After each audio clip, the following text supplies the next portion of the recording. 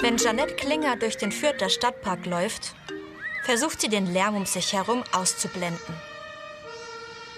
Verkehr, Gespräche, Handys, alles ist laut, schnell. Wirklich leise, nur selten.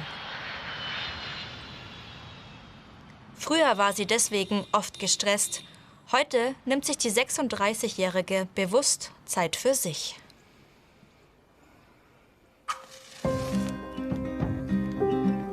Vor ein paar Jahren hat Jeanette ihr Leben komplett umgekrempelt. Weniger Tempo, mehr Aufmerksamkeit für sich selbst. Täglich bringt sie ihre Gedanken zu Papier. Ich schreibe jetzt nicht nur auf, was an meinem Tag passiert ist, also wie so eine Erlebnisgeschichte, sondern ich stelle mir manchmal bestimmte Fragen, die mir helfen, mich und mein Leben besser zu reflektieren.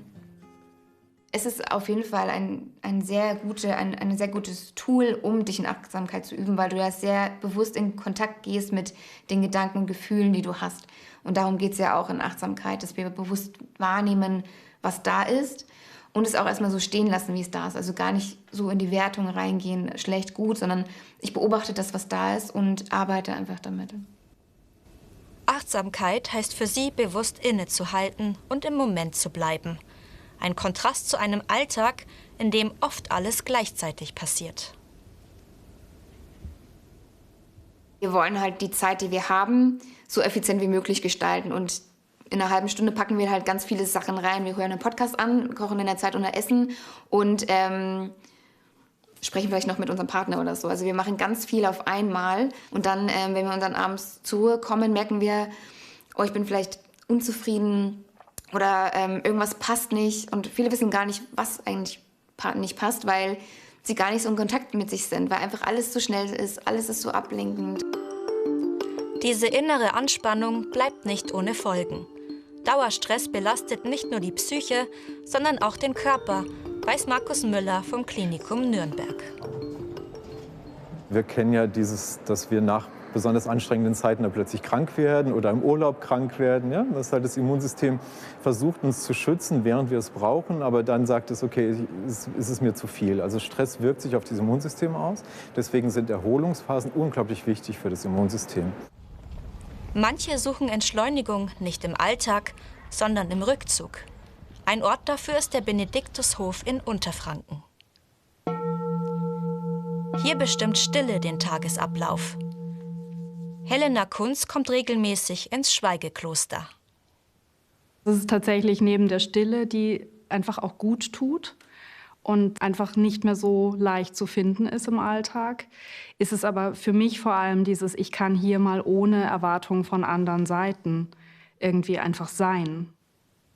Es ist weder eine Therapie noch Wellness, man findet hier keine Lösung auf dem Tablett, sondern man bringt sich mit und man guckt sich an und reflektiert über sich. Und darüber bin ich hergekommen und den Teil mache ich bis heute.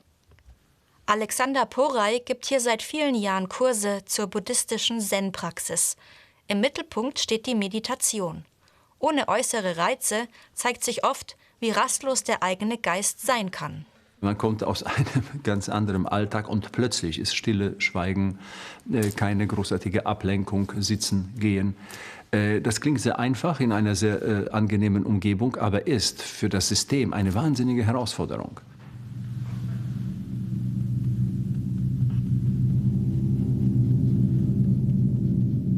Da kommen ganz viele Dinge hoch aus der Vergangenheit, Dinge, die man erlebt hat, aus der Kindheit vielleicht, aus der Beziehung, was auch immer. Das ist nicht immer einfach zu ertragen. Ich wusste gar nicht, wie anstrengend das ist. Also wie anstrengend ich bin.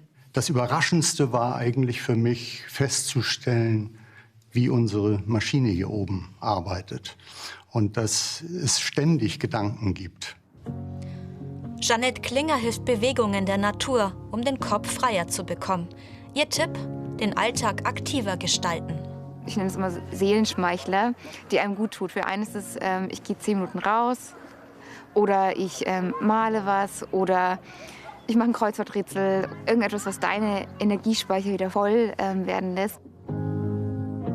Für die Achtsamkeitstrainerin wird das Leben dadurch nicht leiser, aber manches fühlt sich leichter an.